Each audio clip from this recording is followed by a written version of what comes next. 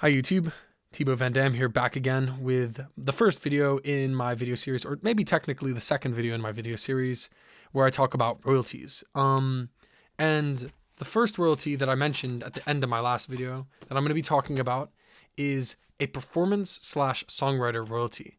And the reason why I'm talking about this is because, and why it's first in the series, is because performance royalties and songwriter royalties are probably the first royalty you will encounter as a singer-songwriter.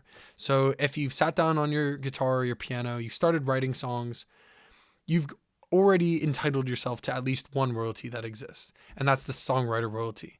And I call it the songwriter royalty because you have to be a songwriter to get it. So for instance, if you play covers of songs, you won't get this royalty. But if you write original music and you're sharing it with the world in some dimension, then you will be entitled to a songwriter's royalty. Now, the songwriter royalty is also known as a performance royalty because you earn the songwriter royalty when the songs you've written are performed. So you can see how it all sort of fits into place. Performance is one of these weird concepts that exist where there's such thing as obviously live performance where you play in front of people, but then there's also such thing as video performance or audio performance. So there's such thing, as listening to a performance of a song on the radio. That's something else, but it's also called a performance, not to be confused, of course, with live performance. So the type of organization that collects this songwriter performance royalty is called a performers' rights organization. And these are otherwise known as P.R.Os because why not? It's a good acronym for it. But in the US, you have three P.R.Os. You have ASCAP, BMI, and CSAC. These are the main ones. And you'll probably hear lots of people talk about that. And in the UK, fortunately, there's only one available, and it's called P.R.Os for music. So technically, writing a song can be defined as a lot of different things. And you could be entitled to songwriter royalties for more than just what people mostly perceive as sitting down with the guitar or something and writing a thing, writing lyrics, everything else. Because a song is actually comprised of various components. So if you have written the music for that song, that's one aspect of songwriting. Another aspect of songwriting is being a lyricist, if you wrote the lyrics that go over the composition. And lastly, if the song we're talking about has lots of instruments, you could be considered an arranger. So most people, when they start out, if you're solo and you're DIY and everything else like I am, you end up doing all this stuff on your own. But if you end up working with other people, you might find that they're also songwriters because they helped with the arrangement, because they helped write some of the lyrics. These are things to think about when you think about yourself as a songwriter. But if you are a songwriter and you've contributed to a song in one way or another as a composer, lyricist, or arranger, then this is a royalty you can get. And the next thing I want to talk about really is how this royalty is made. So, like I said in my initial video, I want to talk about where is this money coming from? Why is it being created? And what makes you entitled to it?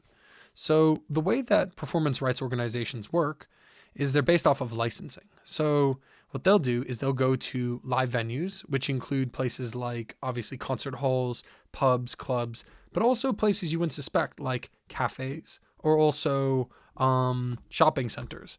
If a shopping center has music, they have to have a license to play that music. And when I say have music, I mean, it could be live music, but it could also just be as simple as having music playing on the radio. If you go to A&P and you're going shopping and you hear some bossa nova playing while you pick up, your produce, then that's music and it's being used and it's helping the buying and selling of whatever it is the venue sells. If it's coffee, if it's cucumbers, if it's whatever, it's helping them sell whatever it is they sell. And so somehow this needs to translate back into the artists, the people that help make this thing a reality, and help the selling of stuff. So what happens is the pro will go to the venue. They'll say, how are you using music and how often and how big is this venue? Is it the Royal Albert Hall or is it the New Cross Inn? And these are two things to think about. Because they also apply to you as an artist. If you play at larger venues, you can make more money. And if you play at smaller venues, you make less. But what they'll do is they'll go to the venue, they'll find out this information, and then they will make them pay for a license. Now, this is sort of a vague guess as to what I know, based on what I know of pros, but this is kind of how it works. Now, I'm not saying it's always completely different. I think it's pretty standardized. I think that medium-sized venues get like it's $1,000. Larger venues is 2,000. I don't know if it's as bespoke as I've described, but nonetheless, they go to the venue, they pay for a license. It's a lump sum, and it will be like 1,000 or something. And then what happens is now this organization has a big lump of money, and this money then gets divided among the artists when they report the performances that they've done. So now, to put this into practice, basically, I personally was playing at the New Cross Inn open mic before the pandemic, and I was doing that weekly. I was playing there. I'd get a 15-minute set, which was about 3 or 4 songs. And I did this fairly regularly. Occasionally, I'd play a larger gig, either at a larger venue, or I'd play a longer set, a 30, 40-minute set, but 15 minutes a week for 3 months. And I was making, to estimate how much money you could earn, I was getting about £40 every quarter. Every 3 months, about £40 for playing 15 minutes a week, which really isn't anything considering that it's not a lot of time. It's not a lot, it's not a huge amount of effort. I enjoy doing it. And of course, it's money that's generated that I would not have otherwise received.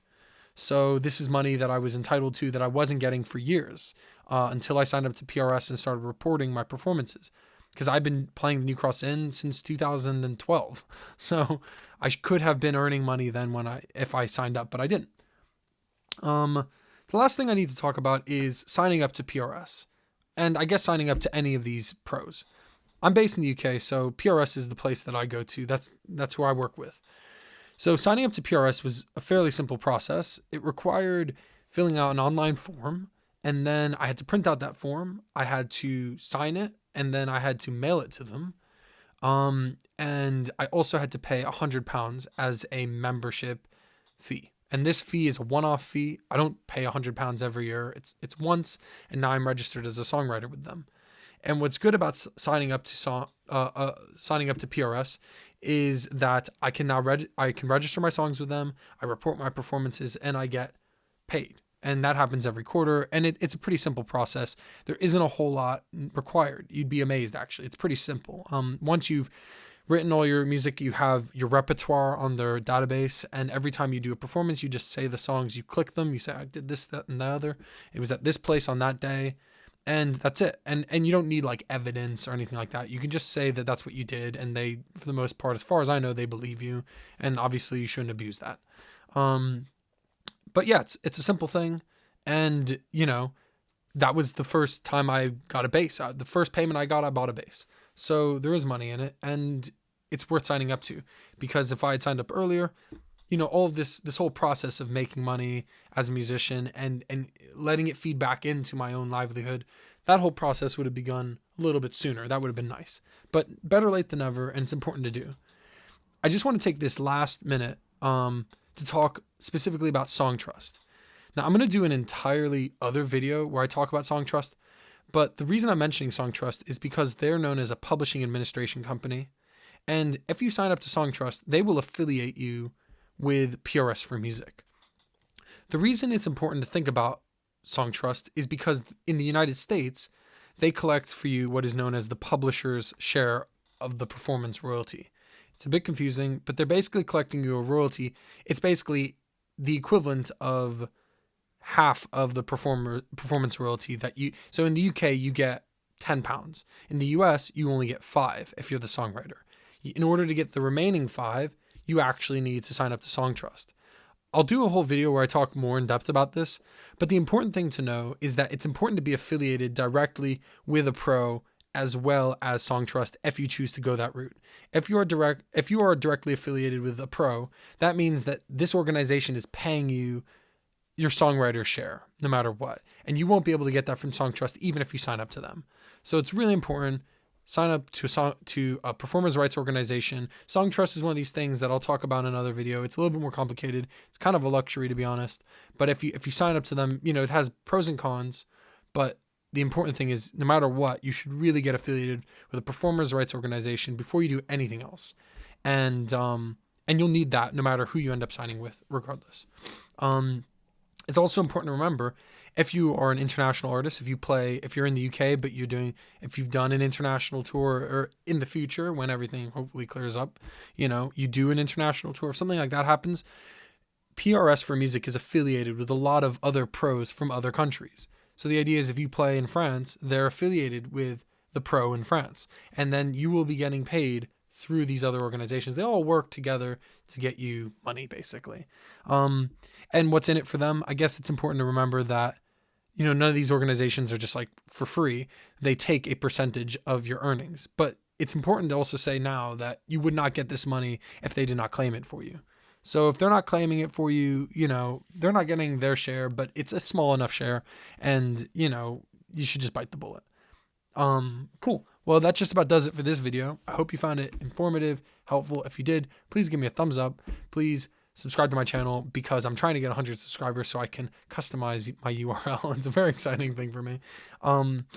If there's anything else I missed out in this video, please write something in the comments below. I'm always looking to improve. I am a DIY artist. I've spent a lot of time. I've probably spent about 2 years now trying to learn about all these different things. It's complicated, but I'm only human. I can make mistakes. I might have misquoted something. I might have left something out that's important. Anything you want to add in, please just write in the comments below, because that's what my channel's about. It's about learning off of each other and trying to develop and just offering what I know and what has benefited me.